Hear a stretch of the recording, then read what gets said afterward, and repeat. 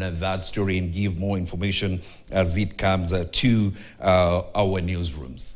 Let's now continue with other stories making headlines. And residents of Salgaa area in Nakuru have raised concerns over rising cases of land grabbing where persons unknown to them have surfaced with documents suspected to have been forged in a collision with land officials.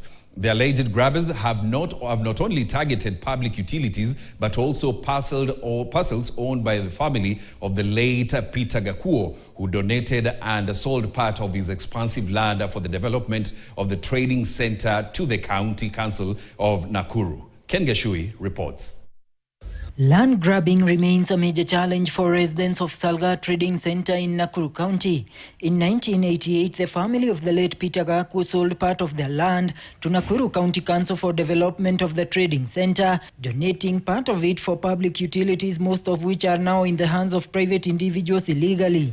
Police station munaona hapa alipeana bure. Church ambayo iko karibu hapo akatoa plot ya church. Akatoa pia plot ya nursery school. Lakini mkitafuta nursery school hapa. In 2010, the Gakuo family donated this 5-acre piece of land for development of a market, out of which 2 acres have already been grabbed. Kiangalia hii shamba ilikuwa eka 5 na sasa imebaki ni eka 3. 2 iko wapi? In exchange, the community gave the family this 1/4-acre plot previously meant for a social hall, but today another private developer has already encroached on it. Mtu anakuja hapo na marori na matinga anataka kujenga hiyo ploti. Na kama familia itakosa niseme hapa hakuna mtu ataruhusiwa kujenga hapo kwa community land. Livingstone Sawe, the chairperson of Salgaa business community, his 3 neighbors and AIC church have been threatened with eviction by suspected land grabbers who have failed to explain how they acquired the land. Ako na documents na mimi yangu ya plot yangu na mimi ni number 49 na yeye ni 67. So ninasungumusa hapa nikiwa moja ambaye tunalipa rates double. Mama alisimama na ile bakora yake ile mafuani mbele ya wachungaji na wazee wa kanisa. Akasema mzee wangu akiambuka anastahili kanisa iwe mahali pale. Rudisheni hiyo plot ya kanisa na hiyo tafadhali.